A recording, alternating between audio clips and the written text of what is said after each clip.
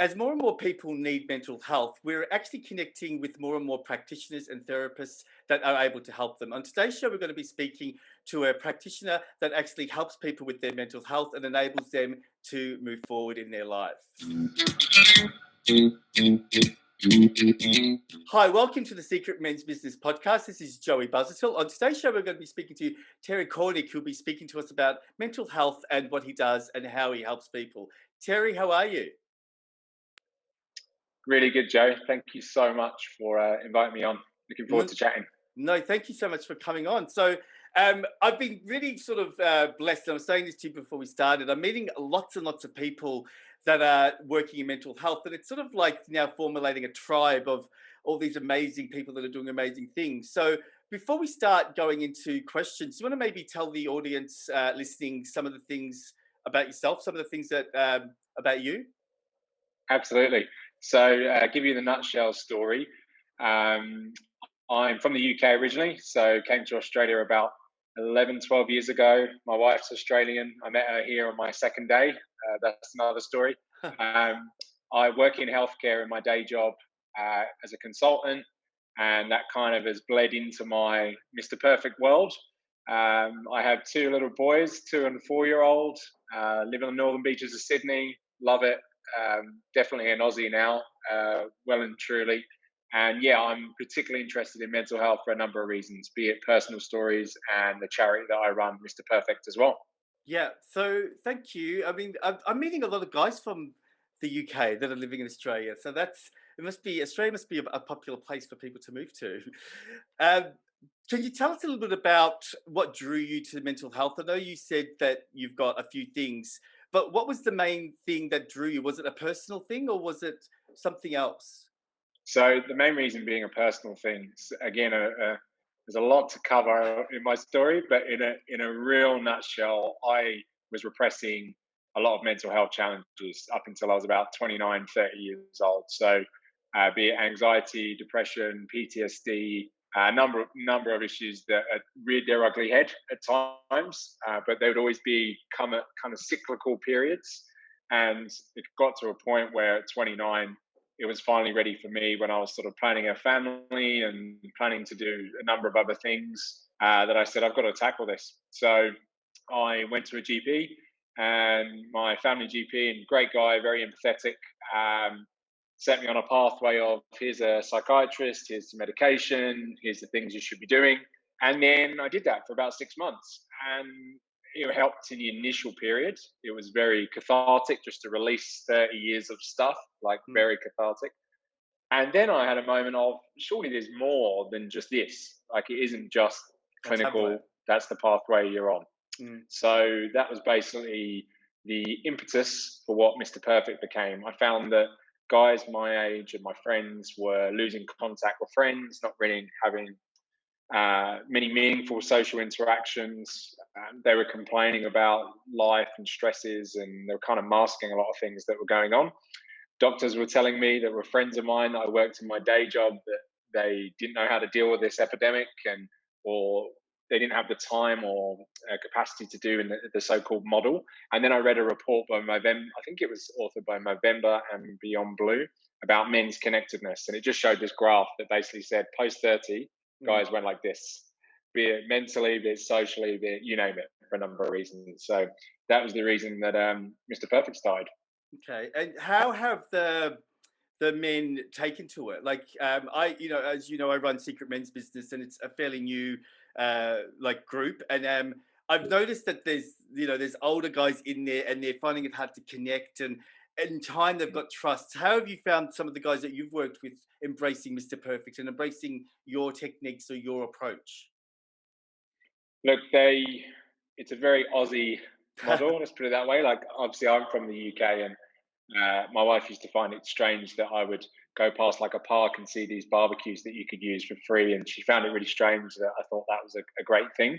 And the worlds collided when Mr. Perfect started, because we thought, well, guys need a bit of social interaction. Let's keep it simple. So me and a mate put an advert up on Gumtree and Meet Up and said 2 hours, kick a football round. We'll call it Mr. Perfect, because my mate used to call me Mr. Perfect, thinking I had this perfect life, and he didn't know what was going on behind it.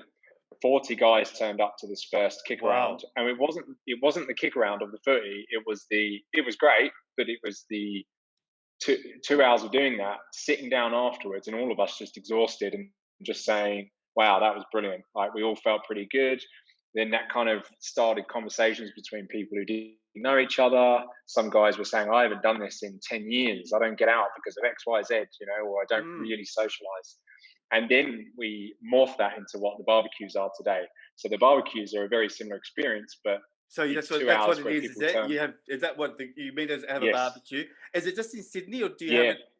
Well, it's probably So we hopefully an have opportunity for you to expand to out of Australia. Definitely. So we have them all over. So we have them. The first one was in Sydney. I did it for a year and built up a little bit of a community. People were coming from different areas saying, "When can we start our one?" And then I never had a plan to snowball this or start it, but it just went crazy. Yeah. Like, it went from one barbecue to 4 to 8. We've got Wow. majority in New South Wales. Got a bunch in WA, a bunch in Queensland, Victoria. The only states we're not in at the moment, South Australia and Northern Territory. So Yeah. yeah. Is it? Do you? Is the structure of the barbecue a bit like a men's circle? So in a way, rather than sitting around in a room and talking, is it sort of an informal men's circle where men can be vulnerable, men can just be honest without being judged? Yes. So although we don't sort of prescribe that, it's very much, if you're around the barbecue, and you can see in the background of my picture, um, you don't feel enclosed, you don't feel as uncomfortable. You Mm. can watch someone else tell their story. I used to cook, and as I'm cooking, someone would ask about Mr. Perfect and me, and I would sort of tell the story. It's not too intense. They might not say anything in the first instance, but they might go away for 10 minutes, come back, mention something, and then they come back to another barbecue, and then they tell a little bit of their story, and there's just no judgment. We don't profess to be able to fix their problems. We don't say, we're not clinicians. We're not saying this is a crisis service. We're saying this is a place where you can get some form of therapeutic, I don't know, feeling, calm, comfortable feeling from being around guys that may want to talk about it. Yeah. Some barbecues, they don't. They just need to get out and have 2 hours of Of eating moaning and about playing. the Yeah. world and the stresses, Yeah. talking about football. Other ones, it's a bit more intimate. So there's a Yeah. mixture of ways. Look, it's a really good idea because that's what I think needs to happen. Like, I don't think that we need to create formulated structures that maybe have worked in the past. Like, I don't know if you've heard of some of the things that they're doing in the country of Australia, where they Mm, go to farmers, and what they do is they talk about mental health by comparing it to a bulldozer. Right. So and that works. Right. mm, But if you went in there and just said, okay, guys, talk about your mental health, a lot of people would be quiet. exactly. You said earlier that there's a whole range of things that cause those 40 people to come, and they come regularly. Like, what are Mm. some of the reasons, or what are some of the things that you're noticing are on trend for what men are going through at the moment? What are Mm. some of the things that they're talking about? So, like, pre-COVID, I would have said, um, majority of things I see as a theme would be guys who had kids, just got a massive mortgage, going through some stresses at work. Their identity is all around work and like Hmm. what they do as a job. So they feel this is all I am. I'm just a provider. I come home, I then do even more work. I'm stressed. By the weekend time, I've got no mental energy to do anything. So for them, it's just they don't feel connected to the world. And then Right. even if they have family and people around them, they're still lonely. Yeah. Um, that's the general theme I get. Not everyone has kids there, not everyone has family, but it tends to be guys 30 to 60. This is a broad range, but I would say that tends to be it. Other people have gone through divorces, separations, traumatic experiences recently. They come for some form of support and belonging. Since COVID, what I've noticed is that there's a good and bad side, or sort of the flip sides. The challenges have been obviously redundancies, furloughs, which have put pressure on people. However, the flip side, I think the optimistic side to look at is it's actually allowed a lot of guys to spend more time with family and friends, or reconnect with even not necessarily people, but things they wanted to do, be it hobbies, be it going camping, be it doing something that they didn't think, or they made excuses that they didn't have time to do, and then they're actually quite enjoying that. Or some of them getting more time at home. Some have been lucky that COVID has helped them with that. Mm. A lot of people haven't, but yeah, they're the Yeah. general themes. Well, and I guess with the parent thing, and I'm not a father, but I can understand that when you have children, you do lose parts of yourself. Mm. Do you feel that through your interaction? I mean, I don't know if they talk about it. I'm sure they would. Do you notice that there's changes? Like, Yeah, are they regaining their sense of self? I think I almost see it as a physical. If I've been at a barbecue, and I don't get to many now because I'm, running this and coordinating all of them, but I almost feel there's a bit of tension that gets released by that, and we want to be like that soft entry into the system, as I call it. We want to know that guys are not going straight to that hard crisis end. Yes, if they really need it, but there needs to be an education that they come earlier. So if they come to us, I Mm, will talk to someone.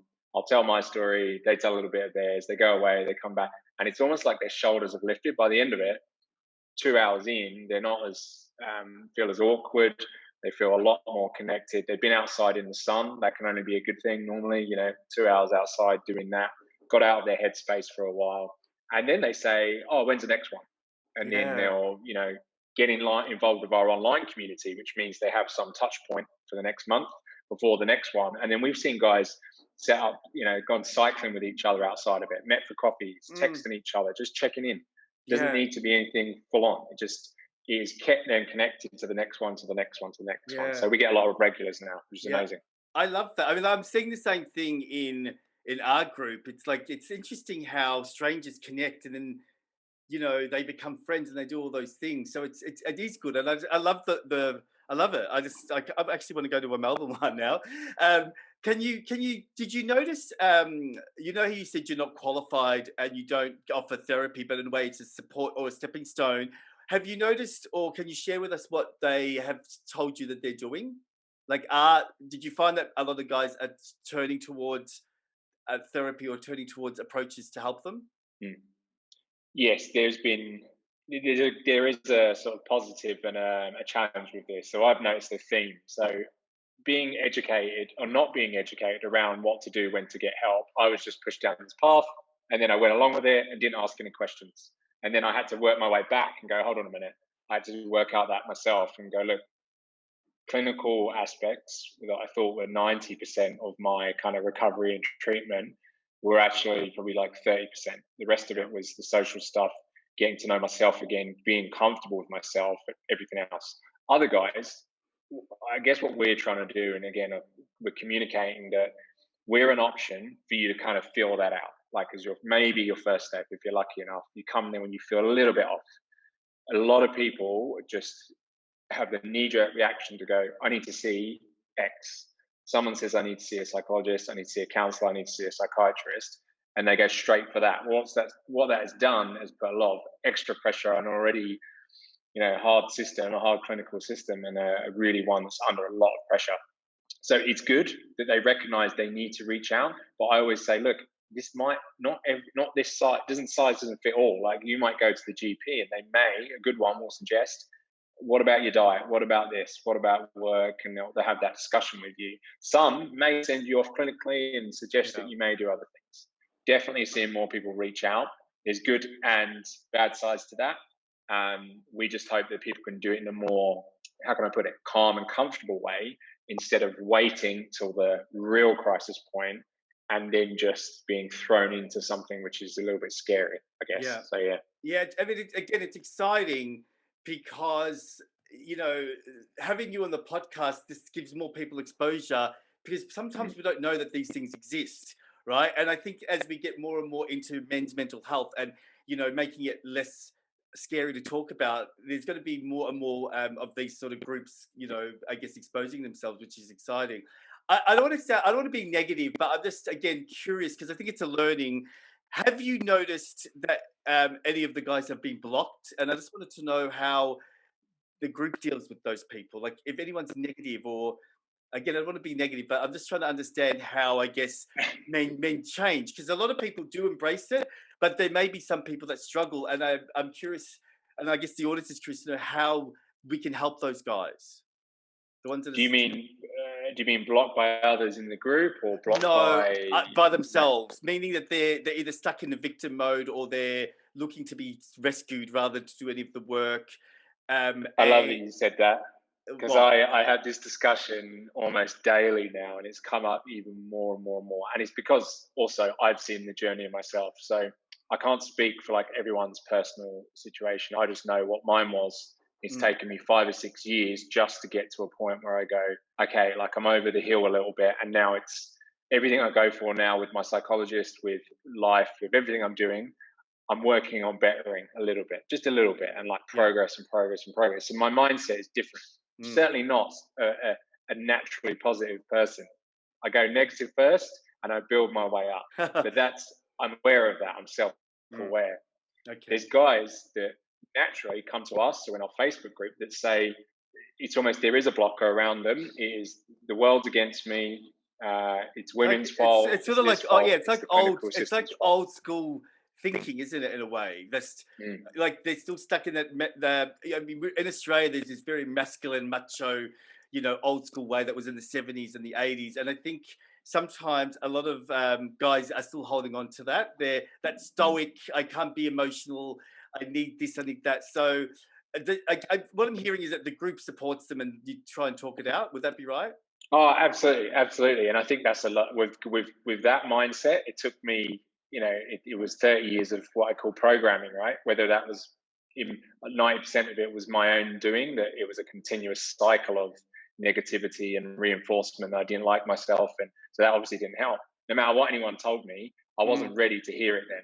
There's mm, guys there now that it's completely non-judgmental. We'll get guys who yeah. from all spectrums, you name it, we get ages, demographics, sexuality. You would get a full remit of everything. So we're very, very, very like prescriptive about you accept everyone and you let everyone talk. Yeah. And you don't, you can have the hot topics. That's a bit of a tricky one sometimes at the barbecues, politics, religion, everything else. But at the end of the day, if that makes them feel a little bit better and they're not being offensive, then great. They've got something a little bit off their chest, and maybe it'll take another year before it's a little bit more, and they Yeah. might work towards feeling a bit more Mm. comfortable. I mean, Terry, what I love is, again, my big mantra for this work that I do is I call it project self acceptance.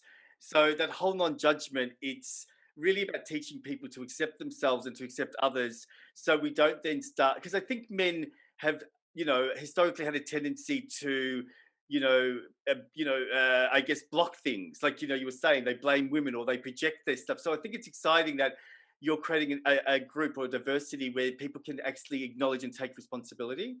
Do you mind if I ask you what you would say or how you would speak to the old you, the you from before you learned? Like, what advice would you give him? Because again, that might help our listeners to identify the difference. Like, Yeah, what was he doing that you're doing now? I think number one, and it sounds very cliche and very fluffy, but just be kind to myself. Like a lot of what I went through was not my doing, and it wasn't experiences I had when I was younger. Was not always my fault. None of this was my fault. It was something that I got into, and it was a cycle of psychology that was not good and poor. And I also thought then reinforced that no one wanted to help me, and there was nothing out there. The world Mm, couldn't help me, when the reality that it's taken years to get to this spot where I look around now, and you mentioned like the groups finding out about things that go on. I tell everyone now, there is no excuse for you to not like look out there and research some of these groups that happen. There are hundreds, probably thousands around Australia, whether you find them informally on meetup.com, whether you find them on Facebook, wherever you find them, I right? love you, Terry. I love you. It's yeah, This it's is yeah, this is the message because, like, it's true. yeah, Isn't it? It's like everything's online now, so there's no yeah. excuse, really, isn't there? Yeah, and we did it on the site. I'm a bit sort of anal about sort of in my day job, a lot of business development and mapping sort of markets in healthcare. So that's what I did, and I thought, hold on a minute, I'm going to stop mapping all this and put it in an Excel spreadsheet. I put it on our website called Men's Health Directory, and it is anything and everything you can imagine. There's guys who like cars. There's like Drive Against Depression, it's called. There's guys who like walking, man walk. Wow. There's guys who like whatever it might be. There is something for you, and if you get overwhelmed by that research process, then believe me, there's resources there. We've just got to you can't just tell someone, brighten up. Yeah, It's a long process. But if we can guide those people towards it and instead of telling them what to do, and here is prescription, this is what you should do, let's guide them that way and show them the example. And if I would have known now what was out there, truly. Like I But wouldn't have but probably gone. do you think You it know, was out there then? Like, has it good point. always? No, Do you you're think has right. it always been out there? Yeah, you're right. Only over the last, so in the UK, for example, when I went through, so it's 13 years ago, 14 years ago, when I was at like the lowest I could have possibly been in a, darkest place I could have ever been. There was no way if I'd Yeah, have told my mates in the UK, they would yeah. have I been mean, sympathetic to it. think about it. Like, it's only been about 3 or 4 years Yeah, that I was going to say five maximum. Well, Like I'm just it's, thinking about like footballers and sports legends and all that, men that have got high profiles. It's only just now that they're starting to tell the mm, world that they've got mental health problems because there was a big shame around it. So yeah, I know I'm sort of excited that it's the next 10 years is going to be really fast and it's going to change really quickly because I think a lot of men are catching on and jumping on on this sort of stuff. So it's yeah, exciting. Um, absolutely. that's one last question. What do you see the future? I mean, I know you don't really you don't have a crystal ball, but what do you see as the future for men in regards to how we're going to start acting or behaving through what you've been seeing in your So barbecues? how I'd like to see it, and Yeah, I've how you'd thought like to about see this a it. lot, how I've thought about this a lot recently. I just think about my boys, right? I've got a 2.5-year-old and a four and a half year old. The way I deal with them and I treat them and I talk to them and I show them the love and compassion and be tough when I need to be, like I'm still a parent. Um, the way I do that is so naturally ingrained in them that I hope when they come to a sticky point in their life, whether it be at 10 years old, whether it be at 14, whether it be at 18, they know already, okay, I can feel something's up. Here's where I should go. Like maybe it is to a social thing. Maybe it is to join a sports club. Maybe it is to chat to a counselor that may be involved in school, whatever it might be. They have this very clear linear and they have the support of their family they can talk to. It should be ingrained in them and educated from Yeah, yeah, day one. And look, true. accountability, I'm big about accountability. I never used to be big on And accountability. what about vulnerability? Like, is that I saw a documentary recently called "The Masks That We Wear," where Mm, boys have been taught, like I was taught at my age when I was little, like not to cry, and so mm. it's suppressing. So, is that something that you are organically teaching your boys, just to be more vulnerable, to not be uncomfortable with being emotional?